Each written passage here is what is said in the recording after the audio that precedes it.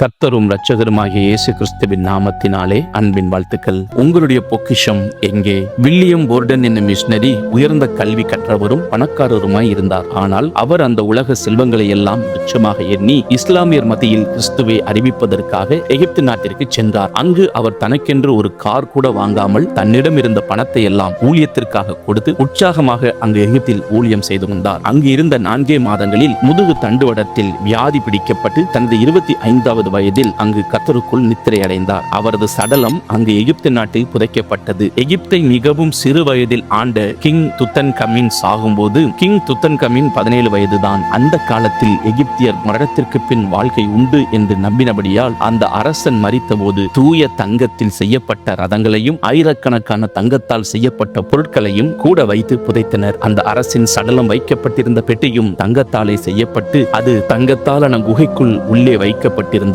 ஏனெனில் தங்கள் அரசன் அங்கு தன் வாழ்வை சந்தோஷமாய் கழிக்கும்படியாக அதை அவர்கள் அமைத்திருந்தனர். 1922ஆம் ஆண்டு ஹாவர்ட் கார்ட்டர் என்பவர் அதை கண்டுபிடிக்கும் வரைக்கும் 3000 ஆண்டுகள் அது அப்படியே வைக்கப்பட்டிருந்தது. இந்த 2 பேருடைய கல்லறைக்கும் தான் எத்தனை வித்தியாசம்! ஹாவர்ட் கார்ட்டர் ஒரு கல்லறை ஏதோ ஒரு இடத்தில் தூசிப்படைந்ததாக கேட்பாரற்று ஒரு மூலையில் இருக்கிறது. மற்ற கல்லறையோ ஆடம்பரமாக எல்லா வசதிகளும் நிறைந்ததாக செல்வாக்கு நிறைந்ததாக எல்லாரும் வந்து கண்டு வியக்கும் வண்ணமாக உள்ளது. ஆனால் இந்த 2 வாலிபர்களும் இப்போது எங்கே என்று பார்த்தால் தன்னை ஒரு ராஜாவாக எல்லா சுகங்களையும் அனுபவித்த அரசன் கிறிஸ்து அல்லாத நித்தியத்திலே எந்த ஒரு நம்பிக்கையும் இல்லாதவனாக தன் நாட்களை கழித்துக் கொண்டிருக்கிறான். மற்றவரோ தன் செல்வத்தை எல்லாம் கிறிஸ்துவுக்காக இழந்தவராக உண்மையான ராஜாவுக்கு உண்மையாய் ஊழியம் செய்து நித்தியமாய் தேவனோடு சந்தோஷமாய் தன் நாட்களை கழித்துக் கொண்டிருக்கிறார். அரசன் டுட்டுவின் வாழ்க்கை சோகமானது. ஏனெனில் மிகவும் தாமதமாக அவன் கண்டுகொண்டான். தான் கொண்டு வந்திருந்த எந்த தங்கமும் செல்வமும் தன்னால் எங்கும் கொண்டு போக முடியாது, அதனால் எந்த பிரயோஜனமும் இல்லை என்பதை அவன் உணரவில்லை.